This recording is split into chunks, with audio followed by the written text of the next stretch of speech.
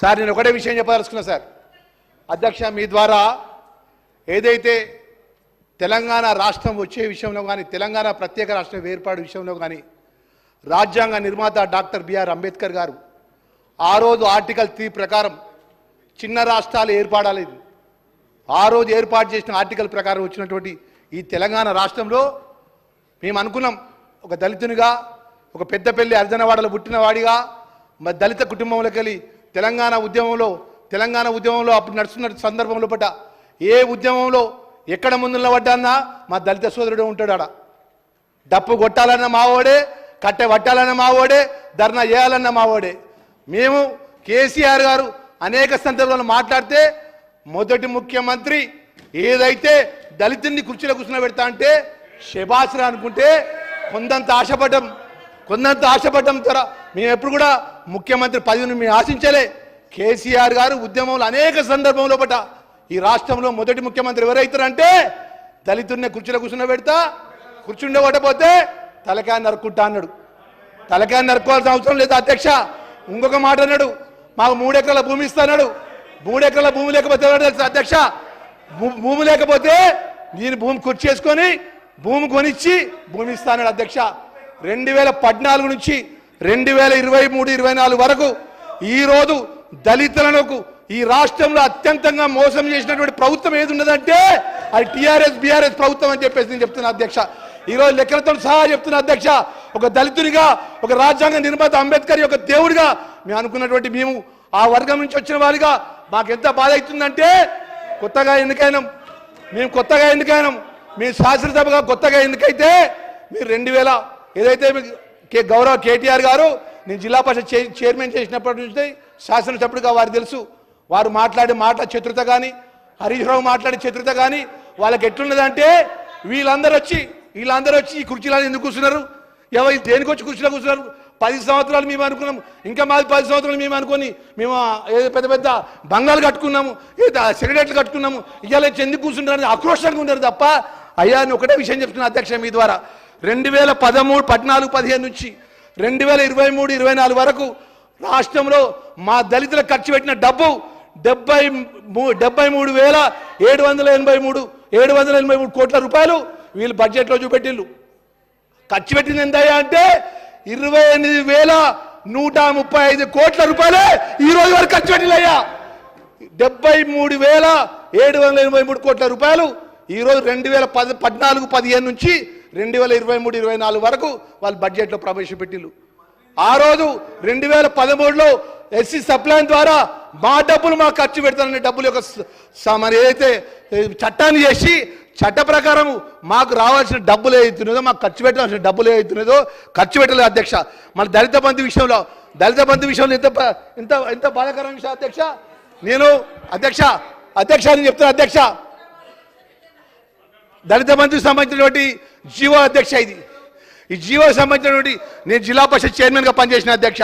ఏదైనా జీవో ఇస్తే సెలక్షన్ సంబంధించిన గైడ్ లైన్స్ ఇస్తారు. ఎవరు సెలక్షన్స్లో ఉండాలి, ఎవరి ద్వారా సెలక్షన్ జరగాలి, ఏ విధంగా జరగాలి, ఎలిజిబిలిటీస్ ఏమున్నాయని చెప్పి ఇస్తారు అధ్యక్ష. ఈ ఏ విధంగా ఇచ్చిన అధ్యక్ష 21-22 జీవోలో స్థానికంగా ఉన్న కలెక్టర్ గారు, స్థానికంగా ఉన్నట్టు ప్రజాప్రతినిధులు వాళ్ళ యొక్క టీఆర్ఎస్-బీఆర్ఎస్ ప్రభుత్వాలు లిస్టులు ఇస్తే ఇచ్చింది అధ్యక్ష. అది కూడా ఎంతమందికి ఇచ్చింది అధ్యక్ష దళిత బంధు వీళ్ళు 39,841 రూపాయలు వాళ్ళు చూపెట్టి ఇచ్చింది కేవలం 3,884 కోట్ల రూపాయలే మా దళిత బంధుకు సంబంధించిన ఆ దళిత సోదరులకు ఇవ్వడం జరిగింది. అది కూడా ఎవరికి ఇచ్చిందా అధ్యక్ష అంటే టీఆర్ఎస్-బీఆర్ఎస్ పింక్ కలర్ కప్పుకొని గ్రామాల్లో పట్టి వాళ్ళకి భజన చేసినటువంటి తప్ప పేదవాళ్ళకి ఎవరికైనా ఒక్కరికి ఇచ్చినట్లయితే నేను దేనికంటే దానికి సిద్ధమే అంటున్నా. పేదవాళ్ళు ఉన్నటువంటి దళిత కుటుంబాలకు సంబంధించినటువంటి ఆ కుటుంబానికి ఆధారం లేని వాళ్ళకి దళిత మంది ఇచ్చిందని ఎక్కడ చూపెట్టమనండి అధ్యక్ష. నా జగిత్యాల జిల్లాకు సంబంధించినటువంటి ఎస్సీ కార్పొరేషన్ ఎవరైతే ఉన్నారో ఒక ఎంపీడీ స్థాయి అధికారిని నా దగ్గర పెట్టాడు. నా జిల్లాలో ఎవరున్నారు అధ్యక్ష? సాంఘిక సంక్షేమ మంత్రి, మొన్నటి వరకు టీఆర్ఎస్ పార్టీలో విప్పుగా మంత్రిగా ఉన్నాడు ఆయన, శాఖ మంత్రి.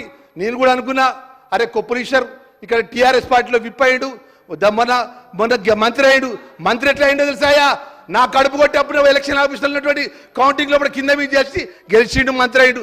గెలిచి అయితే సోషల్ మినిస్టర్ అయినాక మొత్తం జిల్లాకు సంబంధించిన అందరికీ దళితులకు దళిత మంది ఇస్తాడు, ఎస్సీ కార్పొరేషన్ ఎస్సీ వాళ్ళు లోన్లు ఇస్తాడు, దళితులను ఆదుకుంటారంటే అధ్యక్ష ఆ విధంగా అన్యాయం జరిగింది. ఇంకొక విషయం చెప్తున్నా అధ్యక్ష, అధ్యక్ష ద్వారా సభ్యులు చెప్పేది అధ్యక్ష, ఏదైతే ఇప్పుడే చెప్పిన మా కేటీఆర్ గారు చెప్తున్నారు, ఇప్పుడే గౌరవ సభ్యులు అమెరికాకు పోతుంటే మా అమెరికాకు పోయినట్టు పిల్లలకు పెద్ద ఎత్తున లోన్లు ఇచ్చినట్టు అధ్యక్ష ఇప్పటి వరకు 1,800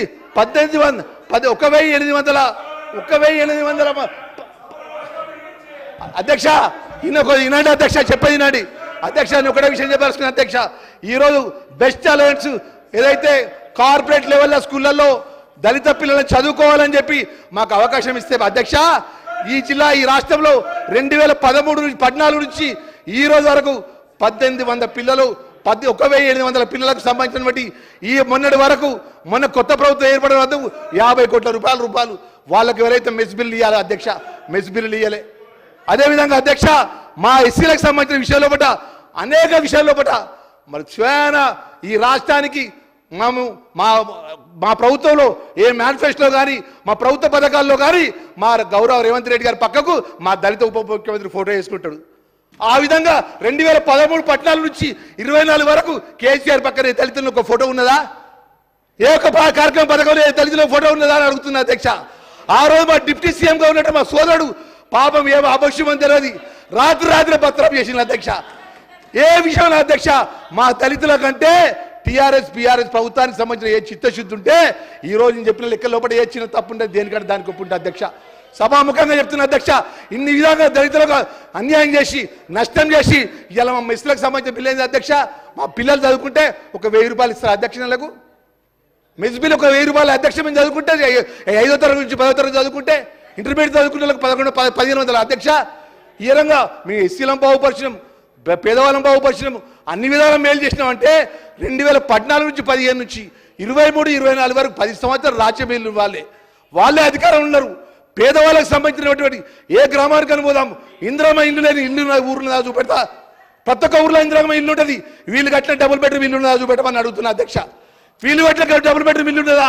వీళ్ళు పేదవాళ్ళకి సంబంధించినటువంటి మిగిలి భూమి 3 ఎకరాల భూమి ఇస్తాను అధ్యక్ష, 3 ఎకరాల భూమి అధ్యక్ష. చివరి మాట ఒక మాట అంటున్నా, దేవుడికి ఎరగ ముందు అధ్యక్ష నా ధర్మపురి నియోజకవర్గం లోపల 2009 నుంచి గెలిచినా ఓడిన ప్రజల మధ్యలో ఉన్నటువంటి కార్యకర్తగా ఆ ఇంద్రమ్మ తల్లి ఆ రాహుల్ గాంధీని ఏదైతే పెద్దలు రేవంత్ రెడ్డి గారి నాయకత్వం, శ్రీధర్ బాబు గారు, మా జీవన్ రెడ్డి గారి నాయకత్వంలో పట, మా పట్టి విక్రమార్క నాయకత్వంలో పట్టి చెప్తున్న అధ్యక్ష, నాకు నియోజకవర్గంలో 1000 ఎకరాల మిగిలి భూమి అధ్యక్ష, పేదవాళ్ళకి సంబంధించిన భూమి ఇప్పటి వరకు మంచిగా అధ్యక్ష. అది పేదవాళ్ళకు సంబంధించిన భూమి ఇప్పటి వరకు కూడా ధర్మపురి నియోజకవర్గంలో మంచిలే. వీళ్ళంటారు పేదవాడిని మా తల్లిదండ్రులు ముఖ్యమంత్రి చేస్తా అంటాడు, మా 3 ఎకరాల భూమి ఇస్తా అంటారు, మాకు ఉద్యోగాలు ఇస్తా అంటారు. మెస్ బిల్లు అధ్యక్ష మాకు చెప్పిన పథకాల్లో కూడా ఏదైతే బడ్జెట్ కూడా అమలు చేయాలనే దుస్థితి ఈ టీఆర్ఎస్ పార్టీ అనే విషయాన్ని కూడా తెలియజేస్తున్నా అధ్యక్ష. స్పీకర్ సార్, ఇది కొత్త సాంప్రదాయం సార్. ఇది మంత్రులు రిప్లై ఇవ్వట్లేదు, మెంబర్స్ ఇస్తున్నారు, గౌరవ విప్లు ఇస్తున్నారు. ఇది కొత్త సాంప్రదాయం మోపోయింది అధ్యక్ష. నేను ఒక్కటే కోరుతున్నాను, వారికి ఇంత ఆవేశం అవసరం లేదు అధ్యక్ష. మైక్ ఇవ్వండి, తప్పకుండా వారు మాట్లాడాలంటే సావధానంగా మాట్లాడమనండి. మేము మాట్లాడుతున్నప్పుడు అంతరాయం చేసి మళ్ళీ మీరేమో టైం అయిపోయింది అంటారు. ఇది కరెక్ట్ కాదు అధ్యక్ష. గత హాఫ్ అన్ అవర్గా అటు విప్ గారు మంత్రులే డిస్టర్బ్ చేశారు. దయచేసి మీరు నాకు సమయం ఇవ్వాలి అధ్యక్ష. ట్రైనింగ్ లేదని ఎందుకన్నాను అధ్యక్ష? నేను ఒకటే కారణంతో అన్నా. ఇవాళ విప్లు మాట్లాడినా మంత్రులు మాట్లాడినా సమాచార లోపంతో మాట్లాడుతున్నారు అధ్యక్ష. గౌరవనీయ మంత్రి గారు అంటారు డబుల్ బెడ్రూమ్ ఇల్లు ఎక్కడ కట్టినారు? మనం కూర్చున్న హైదరాబాద్లోనే 1,00,000 డబుల్ బెడ్రూమ్ ఇల్లు కట్టినాం. కావాలంటే మున్సిపల్ మంత్రిని అడగండి, అధికారులను అడగండి, చెక్ చేసుకోండి అధ్యక్ష. వారు మాట్లాడుతూ అంటారు మేనిఫెస్టోలో దళిత ముఖ్యమంత్రి అని పెట్టినామంటారు. మేము ఎక్కడా పెట్టలేదు మేనిఫెస్టోలో, కావాలంటే మీరు చూపెట్టండి, చర్చ పెట్టండి. పెట్టలేదు. Sridhar Babu correct yourself I'm telling you, correct yourself అధ్యక్ష. వీళ్ళకి ఇంత బాధ ఎందుకు అధ్యక్ష? నేను అంటున్నా అంబేద్కర్ మీద ప్రేమ పొంగిపోతుంది వీళ్ళకి. నేను అడుగుతా ఉన్నా, మెస్సు ఛార్జీలు, అంబేద్కర్ మీద ప్రేమ అంటే మేము ఏమంటున్నాం అధ్యక్ష? మేము ప్రపంచంలోనే అతిపెద్దదైన 125 అడుగుల ఎత్తున్న డాక్టర్ బాబాసాహెబ్ అంబేద్కర్ విగ్రహం మేము పెట్టినాం. సచివాలయానికి డాక్టర్ బాబాసాహెబ్ పేరు పెట్టినాం. మీకు మొన్న ఏప్రిల్ 14 నాడు ఆ 125 అడుగుల ఎత్తున్న అంబేద్కర్ విగ్రహానికి కనీసం పూలు జల్లే సంస్కారం కూడా లేని ప్రభుత్వం ఇది. వాళ్ళు మాట్లాడితే ఎట్లా అధ్యక్ష? నేను అడుగుతా ఉన్నా ఇంకొక మాట. నేను ఏమన్నా అధ్యక్ష? హాస్టల్ ఈ మంత్రుల రన్నింగ్ కామెంటరీ ఏంది అధ్యక్ష? మైక్ ఇవ్వండి సార్, మైక్ ఇవ్వండి వాళ్ళకి. ఏం పద్ధతి సార్ ఇది అధ్యక్ష? నేనేమంటున్నా అధ్యక్ష, మెస్ ఛార్జీల గురించి మాట్లాడుతున్నారు. అధ్యక్ష, వీళ్ళ విచిత్రం ఏంటంటే ఇలా పాపం తెలియదు. కాంగ్రెస్ పార్టీ ఏదో నిన్ననే ఆకాశంలో చూడిపడ్డట్టు, ఇదివరకు లేనట్టు 50 ఏళ్ళు ఈ దేశాన్ని నడిపింది, రాష్ట్రాన్ని నడిపింది మీరే కదా. ఈ సమస్యలన్నిటికీ శతకోటి సమస్యలకు మీరు కాదా మూలం? ఇలా మీరు మాట్లాడితే ఎట్లా అధ్యక్ష? మెస్ ఛార్జీలు ఎంత పెంచినామో సభ్యులకు తెలియదు. మా ప్రభుత్వంలో ఎవరు దండం పెట్టాల్సిన అవసరం లేదు, దరఖాస్తు పెట్టాల్సిన అవసరం లేదు, ధర్నా పెట్టాల్సిన అవసరం లేదు. ఇవాళ మేము మెస్ ఛార్జీలు పెంచాం. మీకు చేతనైతే ఇంకా పెంచండి, మేము వద్దంటలేదు కదా. దళిత బంధు గురించి మాట్లాడారు. నేను అడుగుతున్నా అధ్యక్ష, 75 ఏళ్లలో భారతదేశ స్వాతంత్రానంతరం 75 ఏళ్లలో ఏ ముఖ్యమంత్రి కానీ ఏ ప్రధానమంత్రి కానీ ఒక దళిత కుటుంబానికి 10 లక్షల రూపాయలు ఇవ్వాలన్న ఆలోచన కేసీఆర్ వచ్చేదాకా చేసిండు అధ్యక్ష. మరి ఇలా వీళ్ళు మాట్లాడితే ఎట్లా అధ్యక్ష? నేను అడుగుతా ఉన్నా అధ్యక్ష, I'm saying it with utmost sincerity. అధ్యక్ష, హాస్టళ్లలో ఇన్సిడెంట్లు జరుగుతూ ఉన్నాయి, ఎలుకలు వస్తున్నాయి, పిల్లలు విషాహారం తిని ఇబ్బంది పాలవుతున్నారు. గౌరవ మంత్రి గారికి, డిప్యూటీ సీఎం గారికి హౌస్ ఆర్డర్లో పెట్టండి సార్, డిప్యూటీ సీఎం గారికి పంపండి, దయచేసి చూడమని చెప్పండి. పేద విద్యార్థులకు వాళ్ళ విదేశీ విద్య కళ నెరవేర్చాలని చెప్పి 6,651 మంది పేద విద్యార్థులకు అంబేద్కర్ ఓవర్సీస్ స్కాలర్షిప్ పేరు మీద, మహాత్మా జ్యోతిబా ఫూలే స్కాలర్షిప్ పేరు మీద, అదే మాదిరిగా మౌలానా అబుల్ కలాం ఆజాద్ స్కాలర్షిప్ పేరు మీద దాదాపు 6,650 మందిని 20 లక్షల రూపాయల చొప్పునిచ్చి పంపించినాం. ఇవాళ వాళ్ళు మాకు మెసేజ్లు చేస్తూ ఉన్నారు, అన్న మొదటి ఇన్స్టాల్మెంట్ మీ ప్రభుత్వం ఇచ్చింది, ప్రభుత్వం మారింది, కాంగ్రెస్ ప్రభుత్వం వచ్చింది, రెండో ఇన్స్టాల్మెంట్ వస్తలేదు అని లండన్ నుంచి, అమెరికా నుంచి మెసేజ్లు వస్తున్నాయి. అవన్నీ ఫార్వర్డ్ చేయమంటే నేను బట్టి విక్రమార్క గారికి ఫార్వర్డ్ చేస్తాను అధ్యక్ష. అధ్యక్ష, మీరు చెప్పారు మీకు నిజంగా దళితుల మీద ప్రేమ ఉంటే నేను అడుగుతా ఉన్నా, మీరు చెప్పారు దళిత బంధు కాదు అంబేద్కర్ అభయ హస్తం తెస్తాం, 10 లక్షలు కాదు 12 లక్షలు ఇస్తామన్నారు. 10 పైసలు కేటాయించలేని మాట వాస్తవం కాదా? ఈ బడ్జెట్ లో మీకున్నదా ప్రేమ? ఉన్న దళిత బంధు చెక్కులే ఆపుతున్నారు, మేమిచ్చిన 2వ విడత చెక్కులకే గతి లేదు. ఇవాళ వారు మాట్లాడితే ఎట్లా? I request deputy chief minister, I request finance minister, sir I humbly request you మీరు దయచేసి అంబేద్కర్ అభయ హస్తం అని మీరు ఏదైతే చెప్పారో 12 లక్షల రూపాయలు ఇస్తామని చెప్పారు. ఇవాళ దళిత జాతి మొత్తం మీ వైపు చూస్తూ ఉంది. మీరు ఆ ఉన్నతమైన సీట్లో కూడా కూర్చోవాలని నేను ఆశిస్తా ఉన్నా. నా ప్రసంగమే దాంతో మొదలు పెట్టినా. అందుకే నేను అంటా ఉన్నా, బట్టి విక్రమార్కన్నా దయచేసి మీరు 10 లక్షలు కాదు 12 లక్షలు ఇస్తామన్న మాట నిలుపుకోండి, రీఅప్రోప్రియేట్ చేయండి. అవసరమైతే వేరే కాడ కోతలు పెట్టండి. అనవసర ఆర్భాటాలకు, అనవసర పేపర్ ప్రకటనలకు పోయిన దానికంటే 10 దళిత కుటుంబాలను బాగు చేసే ప్రయత్నం తప్పకుండా చేయండి అని చెప్పి, రీఅప్రోప్రియేట్ చేయమని చెప్పి నేను కోరుతా ఉన్నా అధ్యక్ష. I represent Sircilla. సార్ గంట సేపు వాళ్ళు మాట్లాడి ఇది ఏం సార్, ఇది అప్రోప్రియేషన్ సార్, ఇది నడపండి సార్ 12 దాకా, మేము వద్దంటున్నామా sir? Let me speak sir. Interrupt చేసి మళ్ళీ ఇట్లా చేయడం కరెక్ట్ కాదు సార్. దయచేసి తమని కోరుతా ఉన్నా, మాకు అవకాశం ఏంటి అధ్యక్ష. బీసీ వెల్ఫేర్లో అధ్యక్ష మేము ఆశించాం అధ్యక్ష, డిక్లరేషన్ ఇచ్చారు. ఏమన్నారు అధ్యక్ష? బీసీ వెల్ఫేర్ డిక్లరేషన్లో మేము సంవత్సరానికి 20,000 కోట్ల చొప్పున 1,00,000 కోట్లు మేము 5 ఏళ్లలో పెడతామన్నారు అధ్యక్ష. I request the government, I thank the government, I request the government. వారిని కోరుతున్నా, I wish you all success. తప్పకుండా 1,00,000 కోట్లు ఖర్చు పెట్టండి. ఈ సంవత్సరం మీరు కేవలం అందులో మీరు చెప్పిన దానిలో 50% కూడా పెట్టలేదు బడ్జెట్లో బీసీ వెల్ఫేర్కి. దయచేసి రీఅప్రోప్రియేట్ చేయండి. జనాభాలో 50% ఉన్న బలహీన వర్గాలకు మీరు ఇచ్చిన మాట ప్రకారం నేనేం విమర్శ చేయడం లేదు, దయచేసి నిలుపుకోండి. మా ప్రభాకర్ గారు నిన్న, అదేవిధంగా మా శ్రీధర్ బాబు గారు, మా ఉమ్మడి కరీంనగర్ జిల్లా మంత్రుల అధ్యక్ష, వారిని నిన్న కలిసిన వారు నన్ను పిలిచారు, వారే అడిగినారు మరి సిరిసిల్లలో ఏం చేద్దాం అని అడిగారు అధ్యక్ష. నేను వారిని కోరుతా ఉన్నా అధ్యక్ష, నేనేదో రాజకీయ ప్రసంగం చేయడానికి రాలేదు అధ్యక్ష. ఇక్కడ నేను వారికి లిస్టు కూడా పంపుతా ఉన్నా. ఈరోజు సిరిసిల్లలో ఇప్పటి వరకు అధ్యక్ష మొత్తం రాష్ట్రంలో, సిరిసిల్లలో కాకుండా రాష్ట్రంలో ఇప్పటి వరకు ఈ ప్రభుత్వం వచ్చిన తర్వాత 14 మంది నేత కార్మికులు ఆత్మహత్యలు చేసుకున్నారు.